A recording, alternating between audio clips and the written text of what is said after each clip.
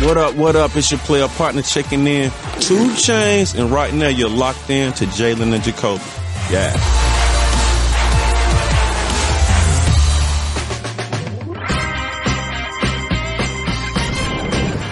He is Jalen Rose. What up, dog? I'm David Jacoby. And on the cool check-in. Together, we are a duo known as Jalen and Jacoby. What is it that we do? Give the people what they want. Jalen, The Last Dance has concluded about 3 days ago. But the impact still reverberates. The latest we have is from Horace Grant with some strong words about the documentary. Let's settle it like, man, let's talk about it, or we can settle it another way. It's only a grudge, man. I'm telling you, it was only a grudge. And I think he proved that during this so-called documentary when if you say something about him, he's going to cut you off. He's going to try to destroy your character. My point is that he said I was a snitch, but yet and still after 35 years, he brings up his rookie year going into former teammates' room and saying coke and weed and women. My point is, why in the hell did he want to bring that up? What's that got to do with anything? I mean, if you want to call somebody a snitch, that's a damn snitch right there. Ooh, Jalen, does Horace Grant have a bit of a point about The Last Dance? This is an exact science of why money can't buy love. And so many times we think winning and success and championships buy harmony, but in a lot of cases, it's just the opposite. And as an NBA alum, it's unfortunate for me to see that these successful gentlemen who accomplish so much aren't seeing eye to eye. But the one thing about doing a documentary or writing a book is there's a story to be told. And what's going to happen is you make people relive things from their past that are painful to them, in particular, sometimes around people. They could be family, friends, your neighbors that don't necessarily know that happened. And now you feel you have to relitigate something that was painful to you in your life. But he didn't have to tell all of Scotty's warts. I agree with that. A couple of things could have got left out because that's his Robin, so to speak. But ain't no way to tell a story without having good characters and bad characters. And it's just unfortunate. But lastly, I'll have to admit, Jacoby, and tell me how you feel about this. As somebody that's produced the Fab Five doc, that's written a best-selling book, when you start to tell a story from beginning to end, there's going to be some casualties. There's going to be some people who are unhappy with how you told the story from your version. Of course, everybody remembers things different. You know what I mean? I think especially when you have a documentary like this, the main character is Michael Jeffrey Jordan. And he did multiple interviews, and he is the narrator that carries the narrative. Everybody's view of something that you had a collective experience about in the past is going to be different. That's just how it works. You see this with all documentaries. And the Horace Grant, he's not going to get the same screen time as Michael Jordan is over a course of 10 hours because it's about Michael Jordan. But one thing that you did mention, which I thought was interesting, is Horace Grant kind of took a little bit of a notice of how Scottie Pippen was treated, and Scottie Pippen himself hasn't really spoken about the documentary. Do you think Horace has a point that Scottie Pippen wasn't treated fairly in this project? I do, because, and we love Jason there, and I know he was telling MJ's story, and he did a terrific job. But what ends up happening is Scottie became collateral damage in the story because it exposed all of his warts to a new audience. Now he has to relitigate the pain, and this should be something that he's able to celebrate. Winning 6 championships, 1998 documentary out. Mm-hmm. He should be on every TV, every radio station, enthusiastic about this being out. So it's disappointing that he can't enjoy it. And as somebody that loves Scottie, he my OG. I got a chance to play against him in Chicago, and I told you how he felt that level of pain about it back then. And also, one of the things Horace said that I want to make sure I address. Everybody knew that drugs was rampant in the early 80s. So if you're going to tell the story of Michael Jordan and tie it into what the league was like in 1984 when he got into the league, that was the NBA. And the one thing MJ didn't do was name names. So everything to me that got said too much about Scottie, but it did happen for professional consumption. Same thing with Horace. Those things happen for professional consumption. He's not telling some stories off wax about things that they did. Well, Jalen, I mean, the legacy of all these Hall of Famers has been adjusted because of this documentary, but I care very little about that in comparison to how much I care about the pizza. And we have an update about the pizza that led to the flu You're going to get to the bottom of this, ain't you? We have a gentleman named Greg Kite who claims to be the man who delivered the pizza. Let's listen to the proposed pizza man. I was the only Bulls fan in the store. I was like, hey, I will make the pizza. And I remember saying this, I will make the pizza because I don't want any of you doing anything to it. The crap story that the guy said that there were 5 people. There was 2 of us, and I didn't even have that many people working. Obviously, the pizza has basically never left me. It's been around me the whole time. The next day, Costas comes up and says that he got food poisoning from pizza or whatever. So I said some colorful words. Craig Fight, who works at a Pizza Hut in Park City. He says he's a Bulls fan. He gets the call. He thinks it's going to be a Chicago Bull. I listened to all of his interviews. I know everything about Craig Fight. You know what? I kind of believe him, Jalen. Do you think there were 5 people at the door like Tim says? Or do you think there was 2 people at the door like Craig says? Do you think that perhaps the pizza was spiked or poisoned in some way like they suggest in Michael Jordan's camp? Or do you think that it was washed by a careful eye of a Bulls fan, as Craig says? Who do you believe? You know, Horace Grant kind of alluded to it. You know, sometimes the older you get, the longer the walk was to school. And then the next day it was like 2 people outside the door. And then like 25, 30 years later, it's 5 people outside the door. You know how this works. And also, they could be people that actually work for the hotel or security that brought them up. So when you open the door, you look out and you see multiple people. But that ain't the story. The story is this gentleman's a Bulls fan. He was in Utah, and he wanted to make sure MJ or whoever got the pizza and nothing happened to it.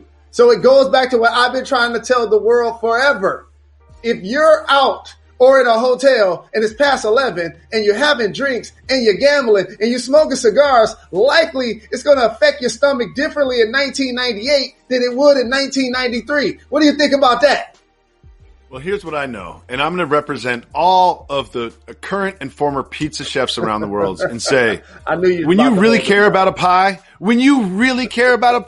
there's no chance anything goes wrong with that pie. He was with that pie the entire time. He treated that pie like they treat the Oscar winners at the Oscars. Like that pie was a clean pie, and I just want to stand up for all pizza chefs around the world, my brethren.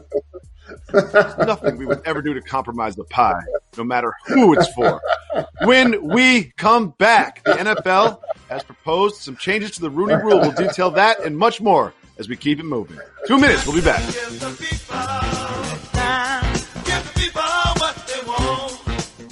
Though we're apart these days, we're sharing more. So, at Geico, we'd like to say thanks. Thanks for sharing your savage dance moves. Thanks for sharing your DIY haircut fails. Thanks for sharing your inner lip sync star. Now, it's our turn to share with the Geico Give Back, a 15% credit on car and motorcycle policies for current and new customers. Because we're committed for the long haul, the 15% credit lasts your full policy term. Visit geico.com/giveback for more info and eligibility.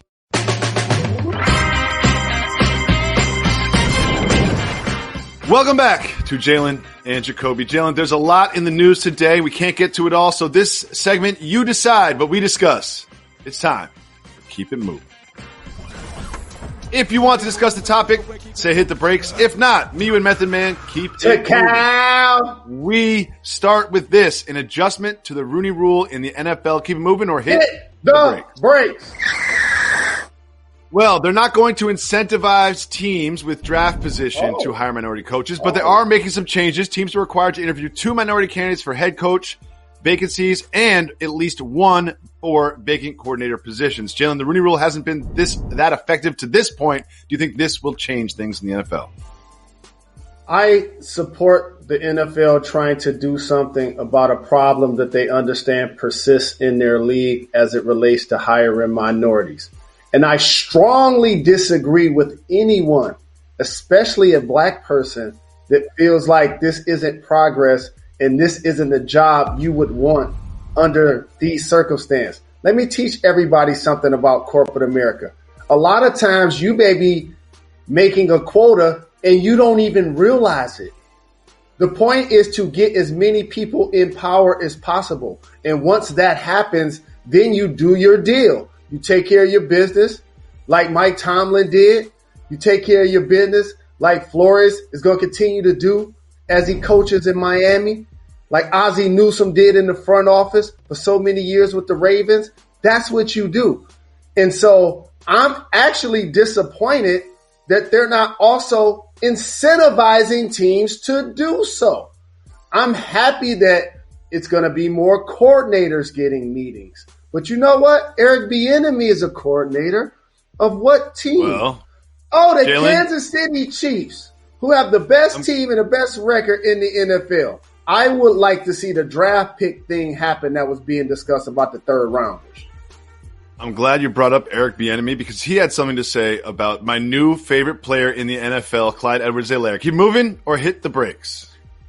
You know, I know that's your guy, but we're going to keep it moving for now. Don't sleep on Dobbins with the Ravens, too. Keep it moving.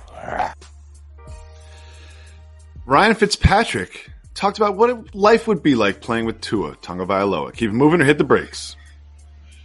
I can't believe we didn't take Tua. Keep it moving. I'm just confused. We got to keep moving. I don't want to see you cry. Tom Glavine brought some interesting perspective on the potential of an MLB season. Hit the brakes. I love that ATL pitching staff. Well, one thing I loved about what he said is he said that if the MLB season is called off, a lot of people will look at the players and some of the vocal players like Bryce Harper and Snell that have said that they wouldn't take less money. And he thinks that perhaps if it doesn't happen, the players could take the blame. Do you agree with Glavine? Ooh, like Stevie Wonder said, I'm about to put a ribbon in the sky. You remember everything we said about the NFL? It's just the opposite for baseball players. They have a level of privilege with their sport that does not exist with the NBA and the NFL.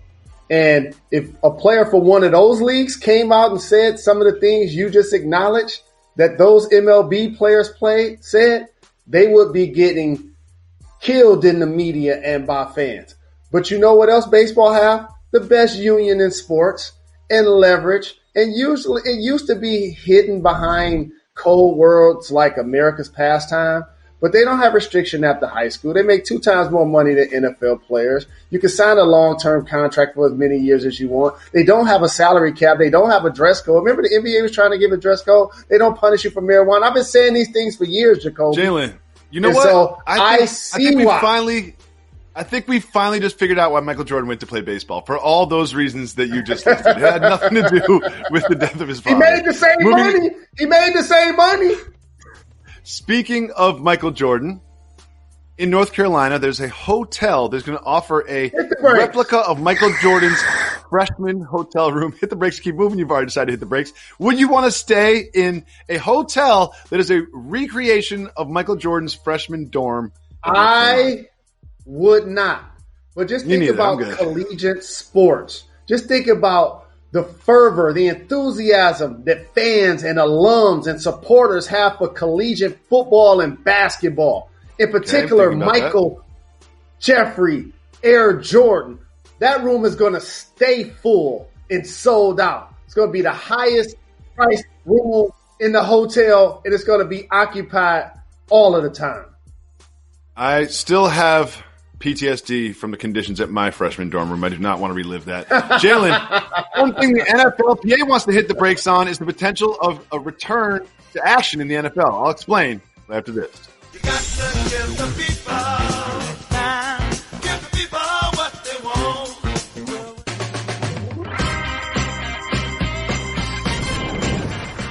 want. Welcome back to Jalen and Jacoby. Jalen, as we all gear up for what feels like the inevitable return of the NBA and the NFL, the NFLPA president J.C. Tretter said, hit the brakes on that for a second. There's a lot of hurdles that we need to get over in order to protect the players and keep them safe amid the coronavirus in this highly contact sport. What do you think about this statement from the president of the NFLPA? Saying what he should be saying, representing the best interest of the 1,300 or so players that he represents.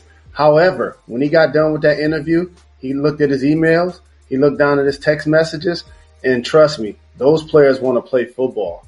And I know he's going to do what he can to go to bat against the league to make sure that all safety measures are in tow. I understand what he said. Football contradicts social distancing, and that's absolutely true. But if they can play football, those players will play football, and he will be overruled every time. There's a lot of financial motivation to do so. It is time for me and you to break down a video in detail that I have a lot of questions about. Let's go to the table.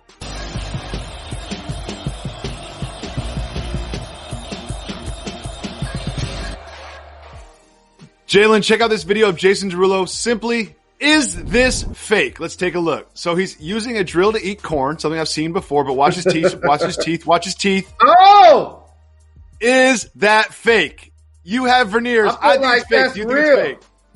I feel like that's real, especially if he got veneers. And if somebody that eats a lot of corn, popcorn in particular, I saw it kind of jump up. It jumped around on him, and he got caught up. It did.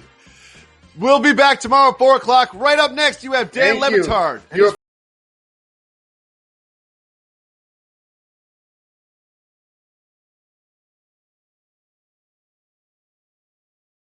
What they want and part of giving the people what they want is continuing with the podcast exclusive. You know, it's so important that we do this because I've been looking at how long the pods are. We used to give, hour 15. Now they were coming out at like 16 minutes. We're going to give the people what they want. And Jalen, one thing I love about these pod exclusive is sometimes there's some things that you can't necessarily discuss on ESPN 1 at 4 o'clock in the afternoon, but you can definitely discuss on the podcast exclusive. So I'm just going to read this for us, and hopefully it is for you too. I'm going to read this very well-written headline from one of our main news sources, Black Sports Online. Quote, ex-Seahawks Tony Robinson casually tells story of how it found out his girlfriend cheated on him with Meek Mill while he was in jail because she needed to be in VIP. How that led to suplexes, but he still bumps Meek in the ride. Which I really want to focus on this one part because I'm not going to report on this like this is a fact. So I'm going to go hypothetical. If you found out that your wife or girlfriend cheated with like Meek Mill, would you still rock Meek Mill's music? I would not, because he flat out disrespected me because I'm a public figure. However, if he did not know me, I still wouldn't do it. I'm not going to be able to do it. I'm not going to be able to do it. It would bring up, but you know what? I wouldn't like listen to the album, but there's a few Meek Mill songs that I just can't get out the rotation. You know what I mean? Well, there's a few Meek Mill songs that aren't going to leave the rotation. Well, shout out to Meek, Rock fam. We're going to get him to come on the show. He got love. He's been on before. But one of the things I want to make sure that get distinguished is this the same story that I saw on $1 Million Worth of Game with Gilly and Wallow?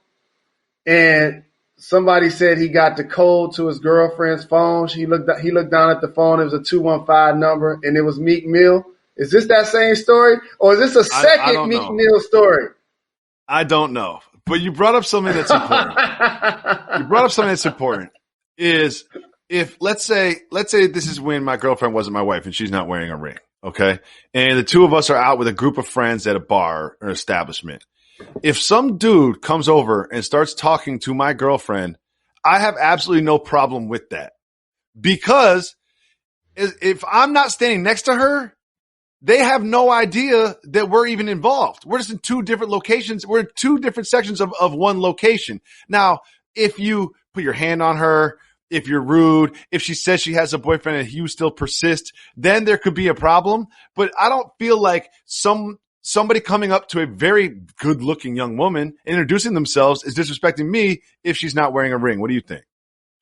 I agree with you, especially if they didn't see you guys doing any PDA. Public display of affection. Exactly. Like it's one thing if you were standing there holding her hand, you had your arm around her, y'all were kissing or something like that. But a lot of times too, if you out with groups, it can be tricky to determine who's with who. And a lot of times when you're in a dating phase, that's actually why you out in a group anyway. And so I agree with you about that. But it's up to her or him, for that matter, to shoot the person down, to not allow the person to feel like they're hollering at them. Now, now there's a line of distinction of what I call letting somebody holler at you. Oh, I'd like to hear this. I'd love to hear this, Jalen Rose. Yeah. There's a line of distinction. I would love to hear this. You just said a key. There's a difference between shooting it down quick and allowing him to talk to you or allowing her to talk to you. Yo, if I see my girlfriend, right? If I see my girlfriend like laugh super hard at some dude's joke on the other side of the bar, I'm gonna be like, wait a second, I don't care. I don't care if that's Eddie Murphy over there. You know, I don't care. I don't care if it's Chris Rock, Eddie Murphy combined. You can't be laughing that hard at this stranger's jokes. I'm heading over. If she gets a real good belly laugh, I'm heading over. You know, so that's what I mean. So here's the over under. What's the over under things that he can say or she can say as the complete stranger to the person in a relationship without the person in the relationship getting shot down without making the person in a relationship mad? So if you was a fly on the wall and you went to the bathroom and you got a chance to just stand outside the bathroom door and look all the way across the room and see somebody talking to your better half, what do you think is too much? All right, a couple things. Number one, that was the most convoluted, complicated, confusing question I've ever heard. And I don't know what the bathroom had anything to do with it, but I'm a fly on the wall. You just used that example. If you was out with your better half and you went to the bathroom. So imagine if you could be a fly on the wall. You know this is being recorded, right? I did not say that. But let's not get stuck up in the semantics. You did say that. If you're listening to this podcast, can you please just tweet us and let us know who's right? Did I mention the word bathroom? Because on the podcast, they have that like back 20 seconds button. Use that a couple times. I never said the word bathroom. I said 2 different locations at the same spot. But regardless, if I'm a fly on the wall and I fly into the bathroom for some reason, then I leave the bathroom and then I have a perspective of the whole entire situation, I believe the question is, how long, what's the over under until it's like inappropriate for my girlfriend to be talking to a complete stranger? Okay. Now I'm not going to act like all complete strangers are created equal. You know what I mean? Let's be honest. I'm not going to act like all complete strangers are created equal. And everybody listening to this knows exactly what I'm saying. Well, what do you mean? Like if you think they're attractive, you mean if you think they're attractive or not? That means if you think that they're successful or not? It means if you, what do you mean? No. I mean, whether or not I consider them a threat. You know what I mean? So for example, my friend, if it is someone who, my wife has a lot of sort of, gay friends, like, you know, so if it's like one of their friends, you know, it's like a UFO like that. And I can tell from whatever reasons, whatever cues that I believe, you know, you can't be sure about these things. I'm not trying to be prejudiced. If I believe them to not necessarily be sexually interested in my wife for that reason, you could talk for half an hour. I hope y'all best friends exchange numbers. You know what I mean? But if you are an extremely good looking, funny, successful, you know, younger, better version of me, which there are, you know what I mean? Then the time limit changes. So if I'm the fly on the wall, there's a sliding scale, but to really answer your question, you can't accept any drinks. No, none of that. Okay. No drinks. And I would say that there's like about a 60 second window. So you get about 3 questions in. It's like Craig Sager. It's like Craig Sager with Popovich. It's like you got 2 questions and that's it. What's your answer to that question, sir? A couple of things. I hope this show is for the listener what it is for the participants. Did y'all just hear Jacoby on the couch getting therapy? Did y'all just hear him talk and sort that out in his heart and his mind? Like that was brilliance. And you know what else it was? Complimented me. Right? Not true. Just and logical? It's not. What do you mean? It's not true. What do you mean? It's not true. So you're calling me a liar now. You're calling me a liar. No. Let me finish. I gave you a scenario I gave you a scenario where you was that fly on the wall. Yeah, I just went out of the bathroom for some reason, had to use the bathroom, fly on the wall, got it. Correct. And your idea of a threat was a gay guy that you called a UFO? Is that what you said? Yeah, UFO is another term for stranger, and again, I would never say a gay guy. I'd say someone that I perceive to be potentially that, because you can't be sure in today's world. I'm 2020 friendly, okay, baby. But okay, so well, we're not disrespecting anyone in any way, shape, or form, and not homophobic at all, because you clearly said she had gay friends. Now, but what I'm trying to tell you as a man, Her if gay you're going friends to are give my me gay an friends, example, too. if you're going to give me an example about somebody being a threat, I would have thought you would give me an example of a straight guy. That's kind of just what threw me off. So that lets me know that basically any straight guy you feel like is a threat. Okay, first of all, you asked the most confusing question I've ever answered, but I thought I did a great job. Oh, you're blaming me. Got it. Oh, you're blaming me. No, you're not listening. You're not listening. And then you went on to completely misunderstood what I was saying. The threat would be someone that I perceive to be a younger, better version of me. And up to this point, I'm very much a straight guy. And, younger, funnier, better looking, more successful, well-dressed, more attentive. You know what I mean? There's a lot of things I could improve upon. Better smelling, whiter teeth. Straight nose. I got a controversial take. Non-poofy nipples. I got a controversial take. What if he's a black guy? Is that considered? I don't see race. Nah, I don't see race. No. A younger, better version of you?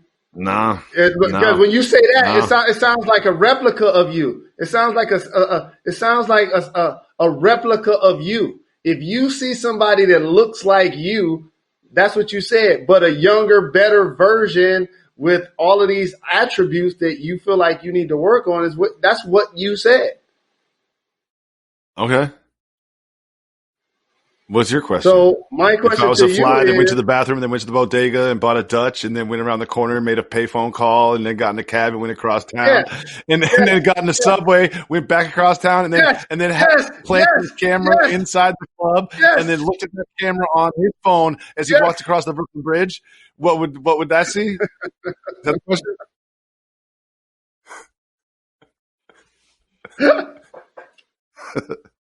Just I'll do the question asking around here, Jay. How about that?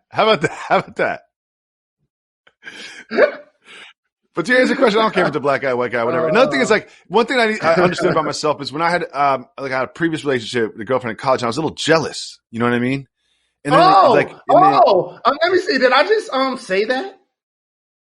No, but I'm not like that anymore. For real. No, for real, not like that anymore. I realize that jealousy is just a manifestation of your own insecurities. You know what I mean? It really helps me. Been with the same woman for 18 years. It's like, what are you going to do?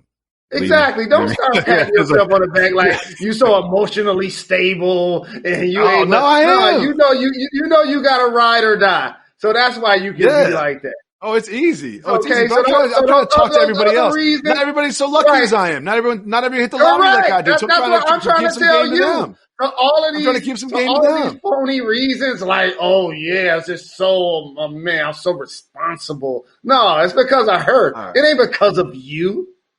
If you were a fly on the wall that flew to your crib and then thumbed through the dictionary and looked up some of their favorite words and then went to the fridge and had some lemon pepper wings and then watched you alone with your wife's phone in the room, have you or would you ever look at her phone without her permission?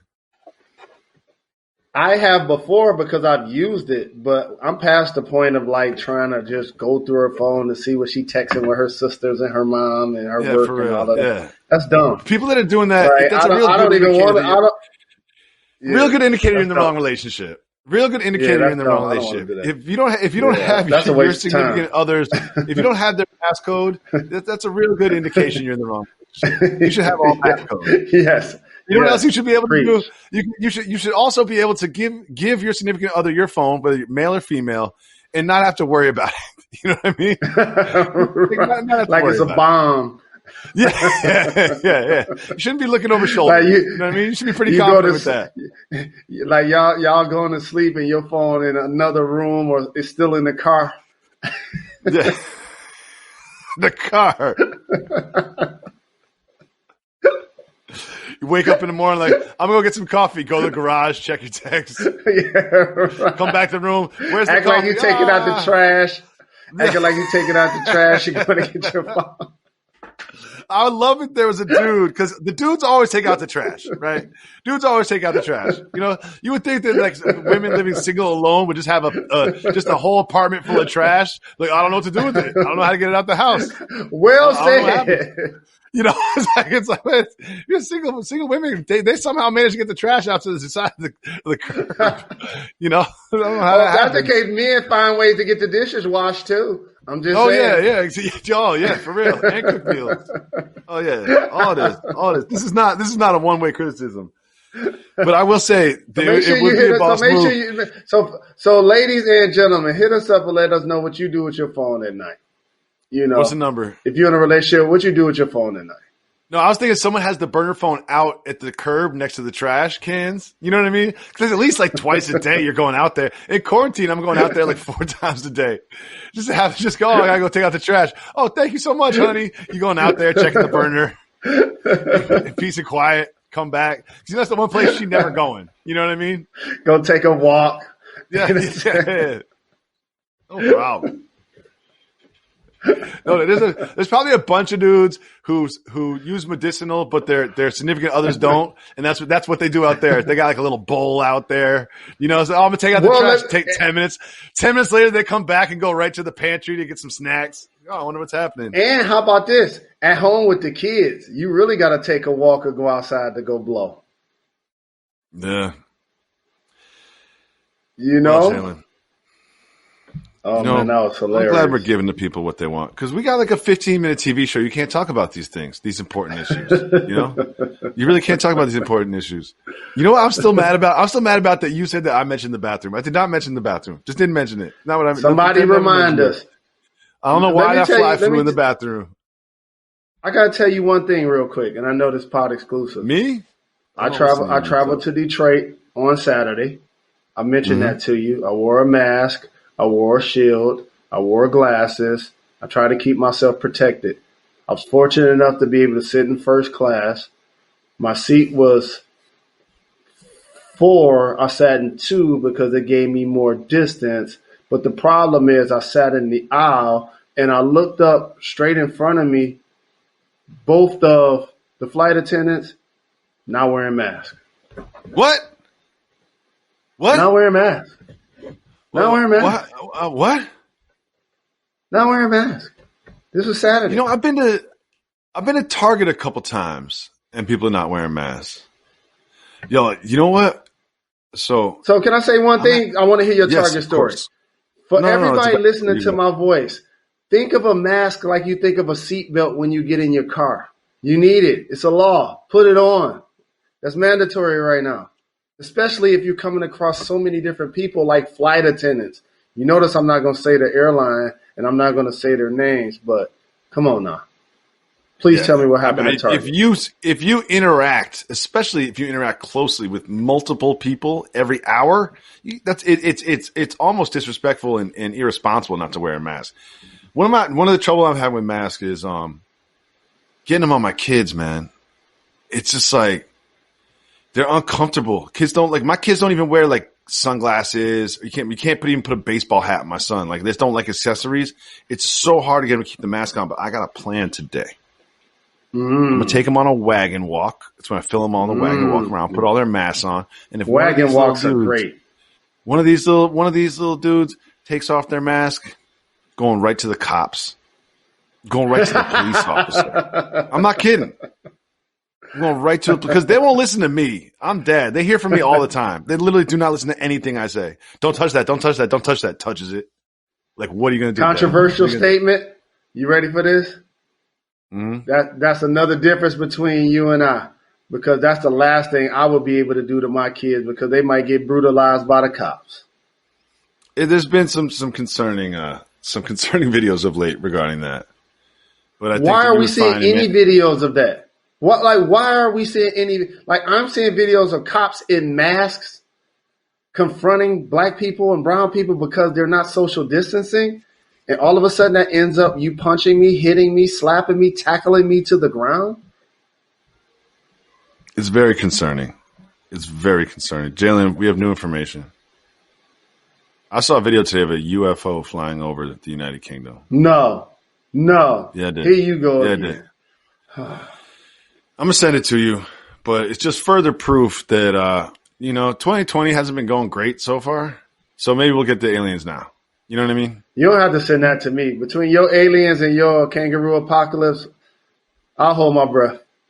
Maybe the aliens can fight the kangaroos and we can just stay on the sideline. You know what I mean? Like that maybe that'll work out nicely for us if the timing works out.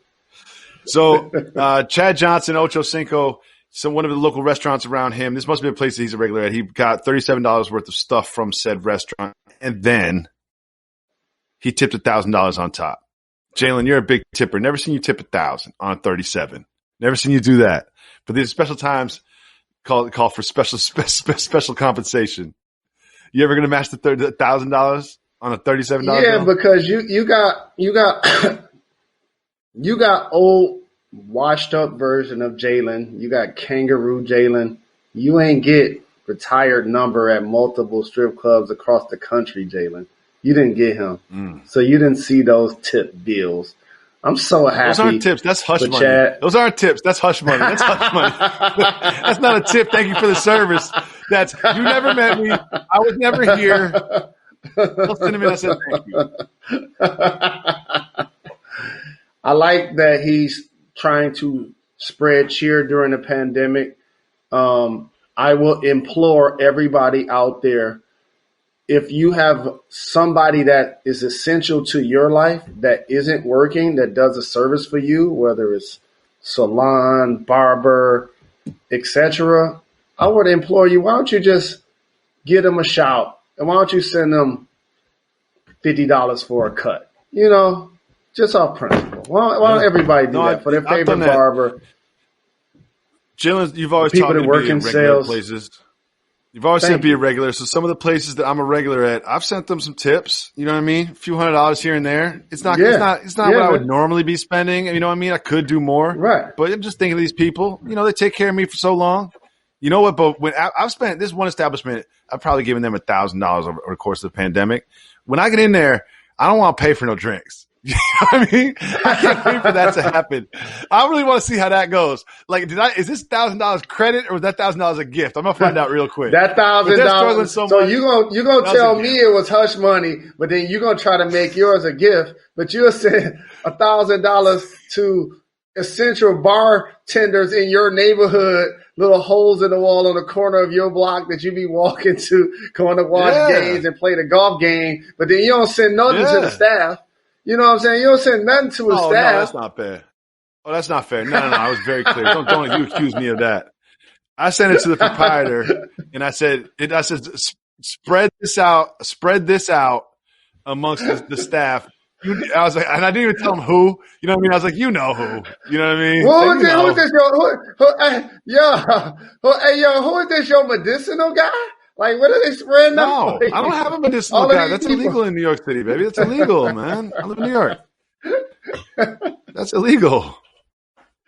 And if somebody can, make sure you give love to Scottie Pippen and Horace Grant. You know, they should be celebrating right now. Yeah. They should be celebrating. Let's give them their flowers. We will be back tomorrow. Why is that, Jalen Rose? We're not done. We're not done. We're not done.